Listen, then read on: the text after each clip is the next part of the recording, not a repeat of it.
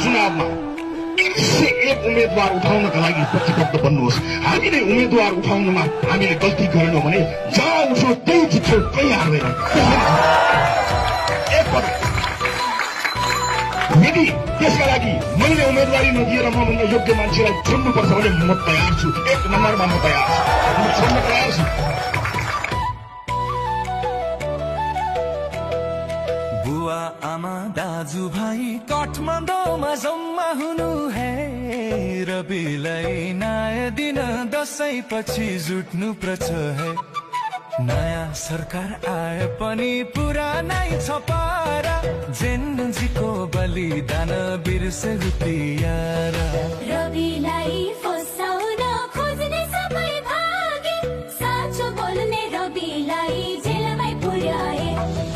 बुवा आमा दाजुभाइ काठमाडौँमा जम्मा हुनु है। रविलाई नयाँ दिन दसैँ पछि जुट्नु पर्छ है। प्रमाण कुनै आधिकारिकता के पनि चाहिएन। असत्यलाई यसरी भन, एकैपटक मल्टिपल सोर्सबाट भन, ठुलो स्वरले भन। देशको लागि गर्छु भन्दै लागेका हुन रवि। सबै मिली बिगार्न खोज्दैछन् छवि। तपाईँ हामी बुझेकाले बुझाउनै पर्छ। देश बर्बाद जम्मा भई छुटाउनै पर्छ। कति रोए कति हाँसे प्रतिशोध साधी।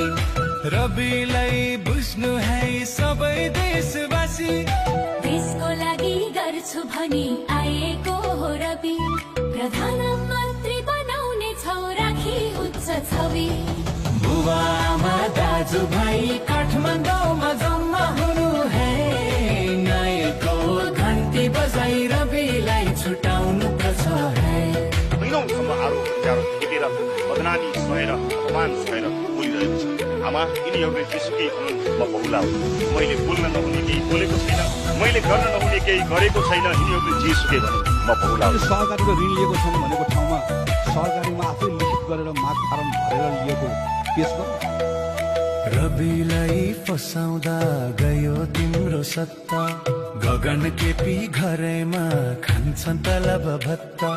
काङ्ग्रेस र कान्तिपुर फसाउने हुन् गुरु। खाली कागज देखाएर गरेका सुरु।